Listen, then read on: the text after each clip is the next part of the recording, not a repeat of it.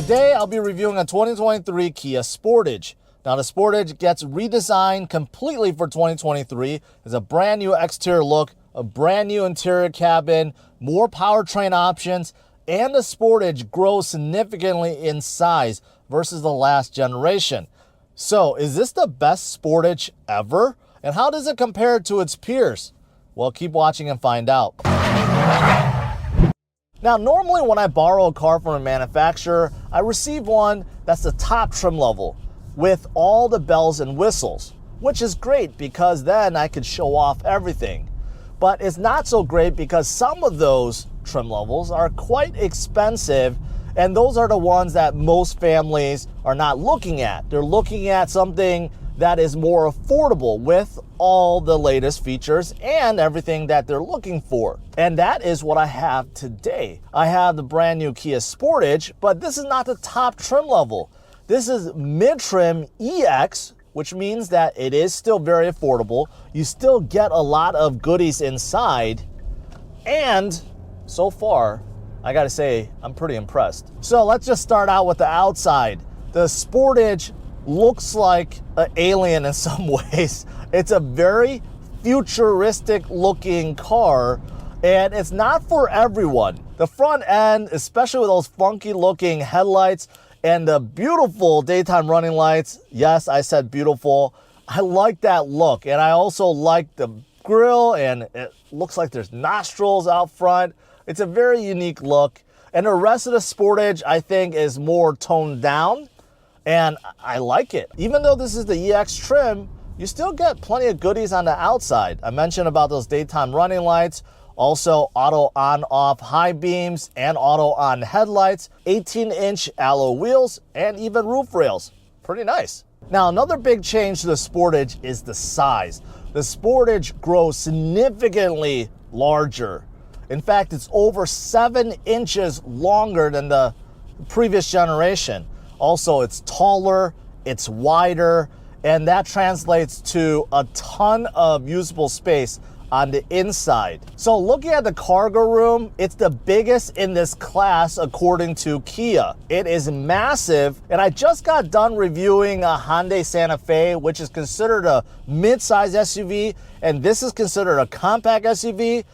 I mean, the cargo room looks almost the same. I don't have a tape measure with me, but man, it's huge in the back. Also, what's nice is you can fold down the second row seats directly from the back, and you get a plug as well. And let's not forget, you do also get a power liftgate even with this EX trim. And when you fold down the second row, they fold flat, and you have way more cargo room. Fantastic. So not only do you get class-leading cargo room, but also class-leading second row leg room as well. It's enormous in the second row. I'm 5'10", and I still have, what, 3 to 4 inches of leg room, 1 to 2 inches of headroom. It's very nice. The seats are supportive. I have plenty of space.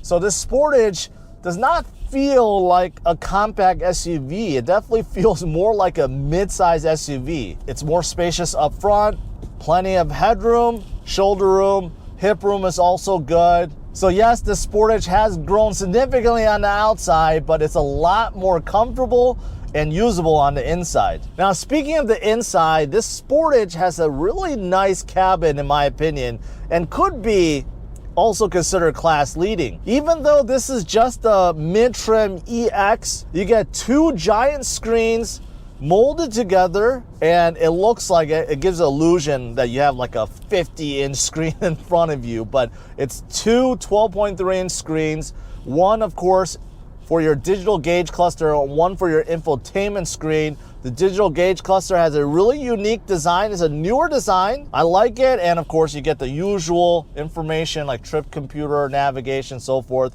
You have colors too. If you change your modes, your driving modes, different colors pop up. Very nice. And the infotainment screen, also nice. You can see it's very responsive. I like the resolution. I reviewed other Kias before with the same type of setup. It's really nice. Of course, you get Apple CarPlay, Android Auto, Wi-Fi capability, Bluetooth, and of course, you do have a variety of other menu items to configure your car the way you want it to be. Now, there's one thing that I have to criticize about this dual screen setup, and that is the lack of physical buttons and knobs.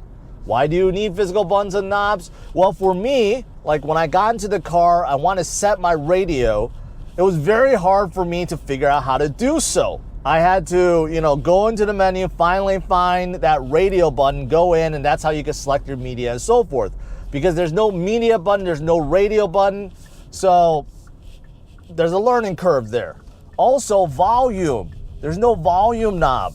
So I've been looking and looking and looking. I'm like, where's the volume knob? There is none. So you have to change your volume on your steering wheel. So I kind of wished that Kia put in a few buttons and knobs to make things a little bit easier. Now, if you look at the climate control, it's kind of the same way. Everything is touch. It is easy to understand, and you could read it pretty easily. And you have two knobs for climate control, but that's about it. So some people may get turned off by this setup. Others will think it's a really elegant design.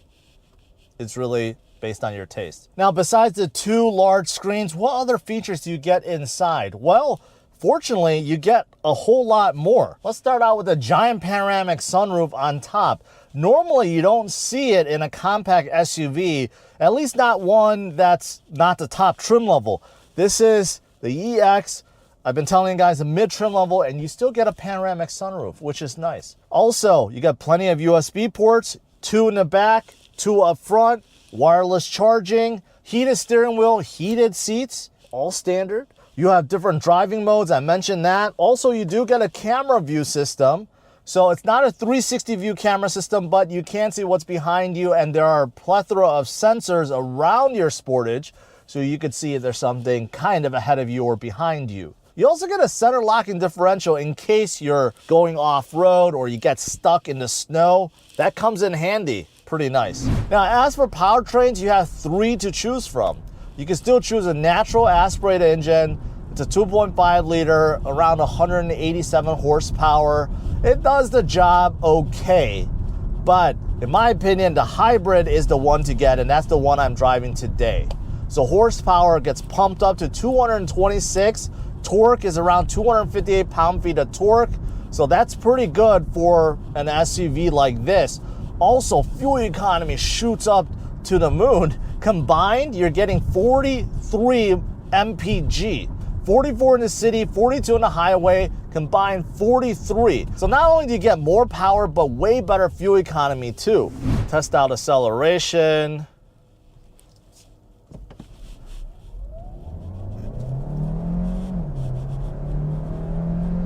It's not a rocket, no, but it's decent. It's decent. I think this Sportage with the hybrid powertrain, I think it does okay. Around town, I think this transmission and this engine, they work together flawlessly. You cannot tell when it's shifting, upshifting, downshifting. It's beautiful. And when you're just accelerating around town, it feels fine. The only thing is when that hybrid engine turns on, you do hear it a little bit more under the hood. It's not too bad, but you could definitely hear it and you could definitely feel it too. But over the base engine, this hybrid is definitely the way to go. And with the hybrid option, you also get all-wheel drive included. So I'll talk about pricing in a little bit, but this to me is definitely worth the upgrade. Now, as for cabin noise, I will say that a Sportage is a little bit loud. I do hear a lot from the outside. Wind noise is a little bit louder than some of the other cars I've driven recently. Today is a very windy day though. To be fair, it's much windier today than some of my other recent drives, but I do hear a little bit more creeping through the windows, just slightly. But as for road noise, none. No road noise, so it's very quiet from the tires. Cars passing by is pretty good too. It's just that I hear a little bit more of wind noise in here. Now, how comfortable is this Sportage? I think it's pretty comfortable. I like the seats, although they're a tad more aggressive than I would like them to be. So the bolsters are cutting into my back a little bit more, but then again, I'm a pretty big guy.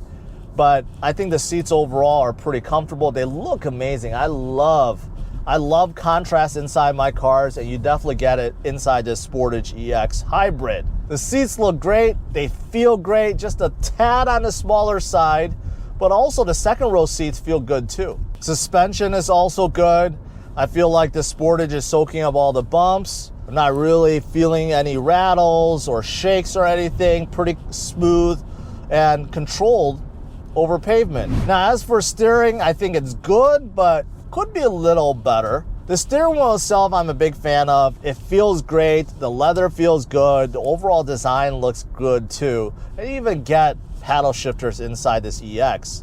But as the steering feel itself feels a little artificial, the weight is okay. The steering play a little bit more than I was expecting.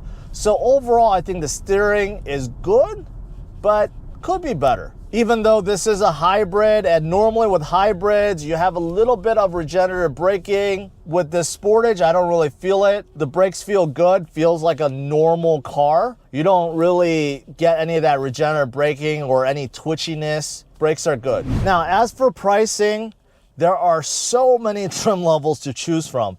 There's 7 trims that are non-hybrid and 5 that are hybrid. So it really depends on what you're looking for. The very base Sportage is the LX, and it starts right around $27,000, and that's including the destination charge, so under $30,000. And you can get a hybrid with the LX.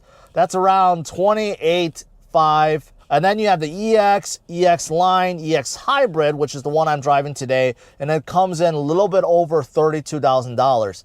Now, if you configure an EX all-wheel drive, it's a little bit above $31,000. So you're talking about less than $2,000 to get that hybrid powertrain, which in my opinion is definitely worth it because of the fuel economy and increased power. Now, after the EX Hybrid, you have the SX, SX Prestige, X Pro, SX Prestige Hybrid. Then you have the X Pro Prestige, X Line Hybrid, and finally the X Line Prestige Hybrid. So there are a lot of trim levels, and the top X Line Prestige Hybrid comes in a tad over $44,000. So what are my final thoughts about this brand new Sportage? I think this is a fantastic SUV option for families that are looking for something affordable, something practical, and something that has all the essentials. That's what the Sportage provides. There's only a few things I can nitpick on. I think the cabin overall looks fantastic, well designed, but there are a few places where you have hard plastic, but that's kind of to be expected.